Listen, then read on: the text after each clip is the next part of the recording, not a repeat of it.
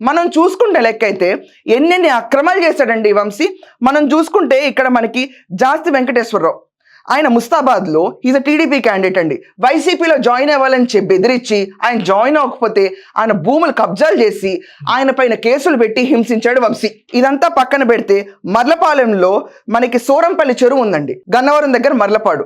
సూరంపల్లి చెరువును ఆక్రమించేసి దాని పక్కన ఉన్న ఎస్సీలు ఎస్టీలు అందరినీ తరిమేసి నివాసాలు ఉంటారు కదండి, అక్కడ కూడా మట్టి ఎత్తుకుపోయాడు గొప్పవాడు. ఇదంతా కాకుండా పోలవరం గట్టులో ఎర్ర మట్టిని పెడతారు గట్టు కింద, ఆఖరికి ఆ గట్టు మట్టి కూడా ఎత్తుకెళ్ళిపోయిన ఘనకీర్తుడు వంశీ. చెప్తాను ఆగండి, ఇక్కడతో ఎండవలే ఈ మాఫియా స్కామ్. ఆ మట్టి తవ్వుకెళ్ళిపోయిన గొప్పవాడు. అంటే పోలవరం మట్టి కూడా అంటే ఇంకా ఎంత కకృతిలో ఉందో గవర్నమెంట్ మీరు అర్థం చేసుకోండి. ఇది ఓన్లీ మట్టి మాఫియా, చాలా ఉన్నాయి ఇంకా ఈ మహానుభావుడికి. ఇదంతా కాకుండా బ్రహ్మలింగం చెరువు దాన్ని కూడా తవ్వకాల్లో తీసేసి అక్కడ దేవుడు గుడి ఉంటే గుడిని కూడా ధ్వంసం చేసి అక్కడి నుంచి కూడా మట్టి మాఫియా చేసిన గొప్ప మనిషి.